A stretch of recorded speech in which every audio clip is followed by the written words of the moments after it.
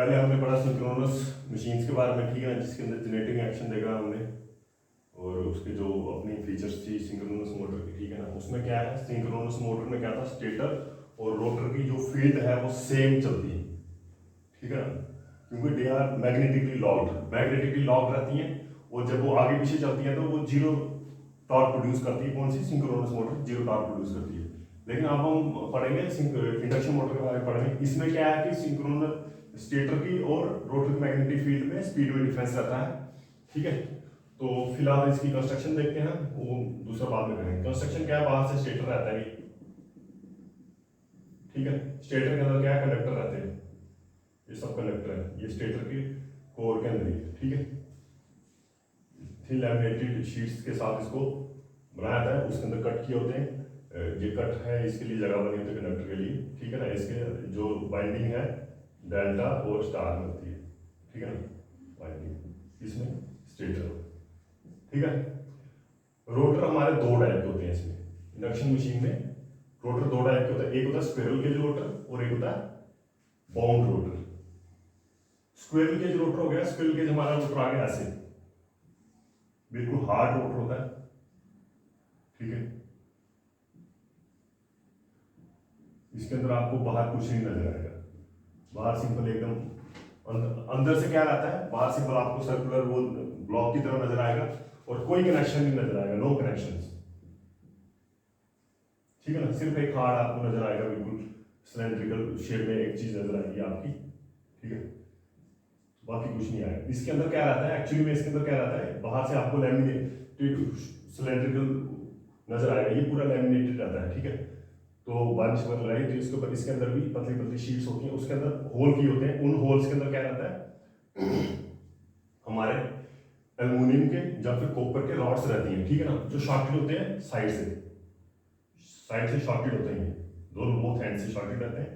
जैसे ही इसके अंदर हम सप्लाई देते हैं, स्टेटर सप्लाई देते हैं, इन बार्स के अंदर हमारा इंड्यूस्ड ईएमएफ होता है प्रोड्यूस, ठीक है ना, क्योंकि लैमिनेटेड है सारा का सारा, तो ये कंडक्टर है, तो इसके अंदर आप automatically due to transformer electromagnetic induction के कारण इंड्यूस ईएमएफ हो जाता है इसके अंदर। इस इंड्यूस ईएमएफ के कारण जो है हमारा टॉर्क प्रोड्यूस होता है सिंक्रोनस मोटर के अंदर, ठीक है।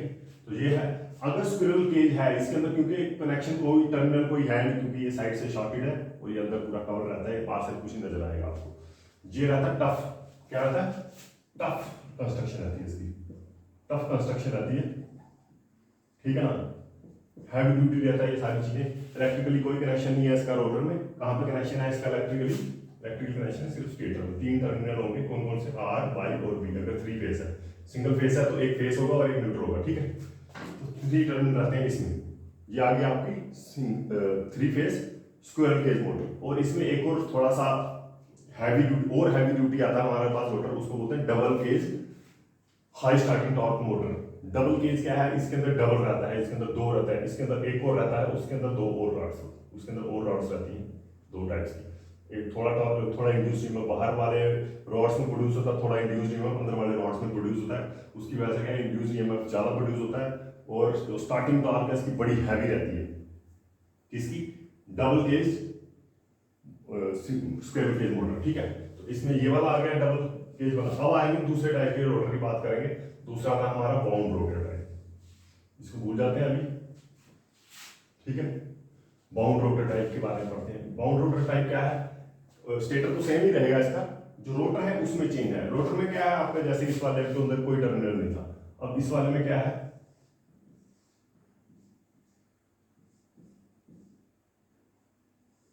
इस वाले में तो दो स्लिप रिंग होंगी अगर सिंगल फेस है। अगर थ्री फेस है तो स्लिप रिंग होगी हमारी तीन, ठीक है। कई बार चार भी हो सकती है, अगर न्यूट्रल कनेक्शन भी रखा हो चार होती है कई बार, आर वाई बी और एक न्यूट्रल। अगर अनबैलेंस्ड है तो नॉर्मली तीन रहती है, ठीक है। तो इस वाले में क्या रहता है, बाइंडिंग होती है इसके अंदर, ठीक है, बाइंडिंग रहती है ऐसी, ठीक है। तीन बाइंडिंग रहती है, रोटर के अंदर बाइंडिंग रहती है। एक्चुअली में जो रोटर में कंडक्टर रहते हैं, इसके अंदर क्या था, इसके अंदर रॉड्स थी, इसके अंदर बाइंडिंग है, ठीक है ना। इस वाले के अंदर बाइंडिंग है, प्लस क्या है, स्लिप रिंग रहती है, एक दो तीन, नॉर्मली तीन स्लिप रिंग रहती है, और कई बार चौथी भी रहती है न्यूट्रल के लिए, लेकिन नॉर्मली 3 रहती है, ठीक है। ये याद रखना। इस वाले के अंदर कोई टर्मिनल नहीं था, इसके अंदर कितने टर्मिनल है? 3 टर्मिनल है, ठीक है। न्यूट्रल को बुझाते हैं, 3 टर्मिनल है, ठीक है ना। 3 टर्मिनल है, इसके अंदर कोई टर्मिनल नहीं था। इसके अंदर फिर हम क्या करते हैं, एक्सटर्नल सर्किट जोड़ सकते हैं। किस वाले में? वाउंड रोटर टाइप में। वाउंड रोटर टाइप में external circuit can be connected, external circuit can be connected, ठीक है। तो ये जो वाइंडिंग रहती है ये भी स्टार में होगी या डेल्टा में होगी, ठीक है ना। वो हम अपने हिसाब से बताएंगे भी आगे क्या है।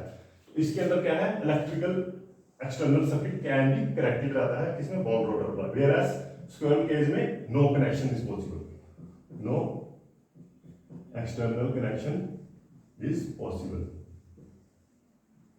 ठीक है। इसके अंदर कोई कनेक्शन पॉसिबल नहीं है, लेकिन बाउंड रोटर टाइप में कनेक्शन पॉसिबल है, ठीक है। तो इसके लिए इसके फायदे कहाँ कहाँ हमें फायदे होते हैं? फायदे होते हैं हम जैसे स्टार डेल्टा स्टार्टर इसमें यूज कर सकते हैं। किसमें? बाउंड रोटर टाइप में स्टार डेल्टा स्टार्टर भी यूज कर सकते हैं, और बाकी स्टार्टर भी यूज कर सकते हैं। इसके अंदर स्टार डेल्टा स्टार्टर नहीं यूज कर सकते हैं। किसमें? स्क्विरल केज में नहीं यूज कर सकते हैं हम स्टार डेल्टा स्टार्टर। इसके अंदर बाकी स्टार्टर यूज कर सकते हैं, ठीक है। तो एक्सटर्नल सर्किट इसके अंदर क्या है, बाकी स्टार्टर के साथ साथ में स्टार डेल्टा स्टार्टर भी यूज कर सकते हैं, ठीक है। इसमें ये चीज आपको पता होनी चाहिए। अब क्या है, ये हमने जैसे इसका रोटर बना रखा है, इसका रोटर, ठीक है। ये कौन सा रोटर है? Bound type rotor, bound rotor, ठीक है ना। बाउंड रोटर मतलब स्टेटर में इसके रोटर में बाइंडिंग है अलग से। उसके अंदर क्या है, उसके अंदर कंडक्टर एल्युमिनियम के रॉड्स शॉर्टेड रहते हैं बोथ एंड में। इसके अंदर शॉर्टेड नहीं रहते, इसके अंदर बाइंडिंग अलग है, उनको कनेक्शन हम अपने हिसाब से बाहर से दे सकते हैं स्लिप रिंग के थ्रू। तो ये है हमारी बाइंडिंग, 3 बाइंडिंग है हमने, आर बाई और बी की फेस की बाइंडिंग है स्टार में। तो ठीक है, ये आगे ब्रशेस लगे होते हैं, क्योंकि स्लिप रिंग के ऊपर ब्रश लगे होंगे, रोटर घूमेगा, ब्रश अपनी जगह पे रहेंगे, ब्रश कलेक्ट करेंगे करंट, जहाँ आगे सेंड करेगा। ये ब्रशेस है आर बाई बी।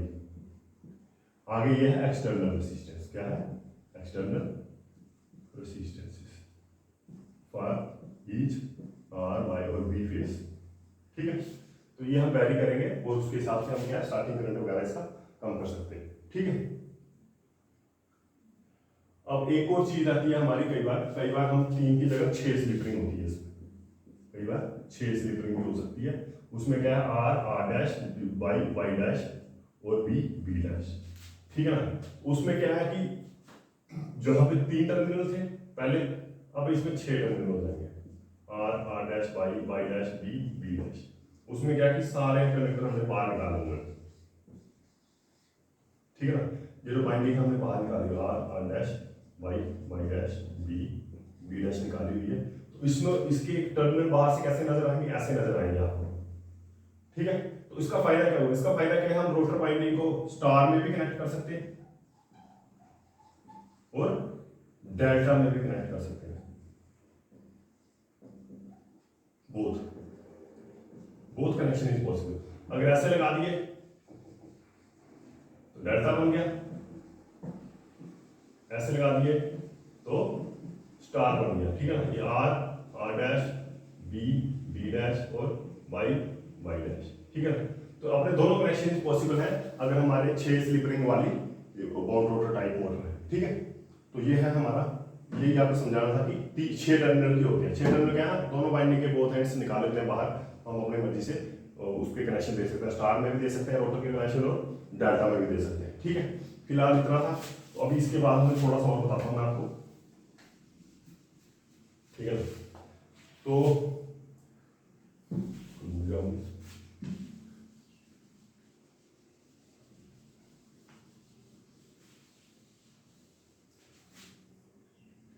ठीक है, अब क्या है हमारा जो स्पीड होती है, सिंक्रोनस स्पीड किसके बराबर होती है? 120 F by P, synchronous speed, ठीक है ना। तो अब क्या है कि अब इंडक्शन मोटर, सिंक्रोनस मोटर में NS = NR रहता है, इसके अंदर क्या है, अलग रहता है, डिफरेंस रहता है NS और NR के बीच में डिफरेंस रहता है।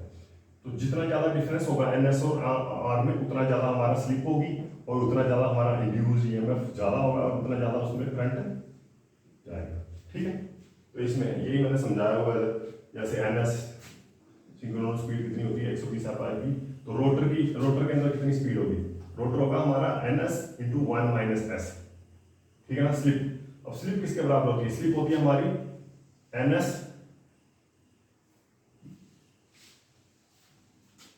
स्लिप होगी basically difference between speed of stator and rotor divided by speed of stator. ये आ गई हमारी slip.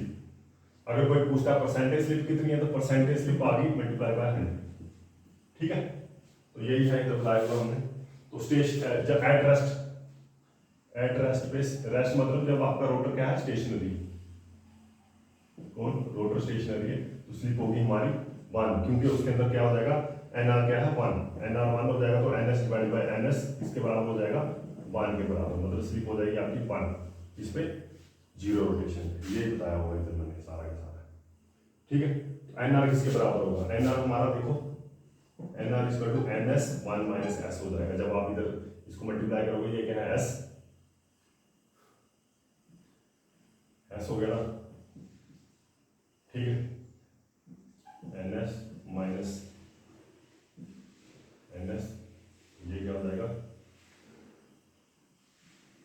S minus 1 into NS equal to minus N, इसको एनआर करोगे तो ये बन जाएगा एनएस इंटू 1 माइनस एस। ठीक है, तो ये आता हमारा इसके बराबर है, ये स्लिप हमारी किस एनआर रोटर, बेसिकली रोटर की मैग्नेटिक फील्ड की रोटेशन है ये, तो ये है उतनी, तो इसी के ऊपर डिपेंड करेगा हमारा सारा का सारा। अब देखो मैं बता रहा हूँ आगे जो फ्रीक्वेंसी होगी, frequency of induced EMF, rotor में जो इंड्यूस्ड ईएमएफ होगा उसकी फ्रीक्वेंसी कितनी होगी, उसकी फ्रीक्वेंसी हमारी होगी एस इंटू एफ, कितनी होगी एस इंटू एफ। तो ये कैसे निकाला, देखो फ्रीक्वेंसी ऑफ रोटर डिपेंड करता है किसके ऊपर, रिलेटिव स्पीड, रिलेटिव स्पीड किसके बराबर है एनएस माइनस एनआर, तो ठीक है ना। तो इसको अगर इसको मल्टीप्लाई करेंगे हम बोथ एनएस को एनएस के साथ, तो ये आ जाएगा हमारा 120 एफ बाई पी आ गया एस एफ, तो बाकी NS minus NR divide by NS किसके बराबर होगा स्लिप के, तो हमारा फ्रीक्वेंसी ऑफ इंड्यूस्ड ईएमएफ किसके बराबर होगा स्लिप इनटू फ्रीक्वेंसी। ठीक है, फ्रीक्वेंसी जो हमारी स्टेटर की फ्रीक्वेंसी थी। ठीक है, तो अब क्या है ये कह रहा है रोटर की जो फ्रीक्वेंसी है वो किसके ऊपर डिपेंड है, स्लिप के ऊपर डिपेंड है।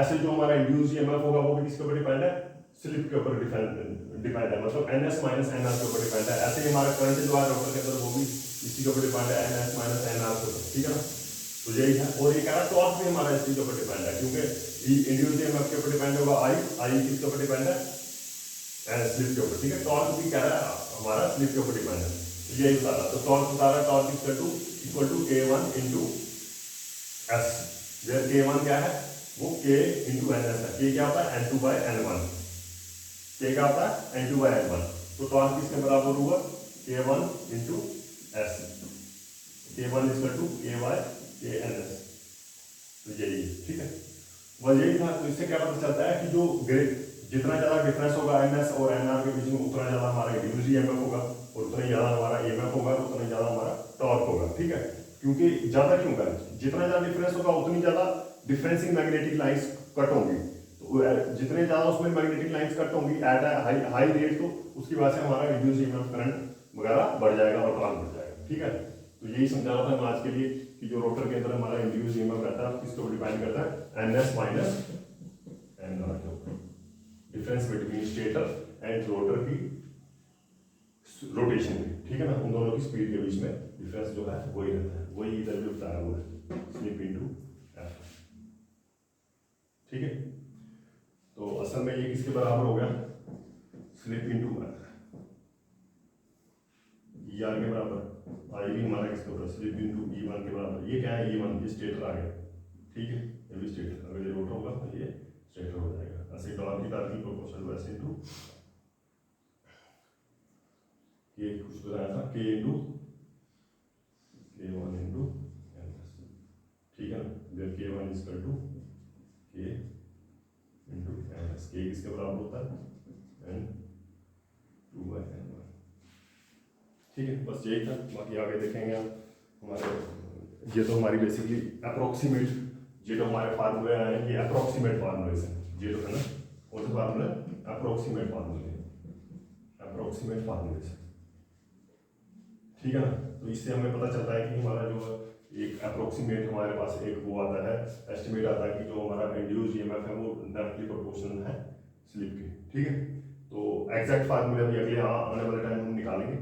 ठीक है, तो ये वाले सर्किट में क्या बता रहा हूँ, ये वाले सर्किट में मैंने एक एक्सटर्नल 3 एक्सटर्नल रेसिस्टेंसेस लगाए हुए हैं, वेरिएबल, ताकि हम इसकी जो स्टार्टिंग करंट है उसको रिड्यूस कर सकें, ठीक है ना, अपने हिसाब से इधर से एडजस्ट कर सकें। किसके थ्रू है ये? ब्रश के थ्रू लगाया। एक्सटर्नल सर्किट क्या है? आर बाई बी लगाया थ्रू ब्रशेस। तो बाकी इसमें कुछ अगले बार देखेंगे हम क्या है इसकी एग्जैक्ट फार्मूलेस क्या है टॉर्क के, ईएमएफ के, करंट के।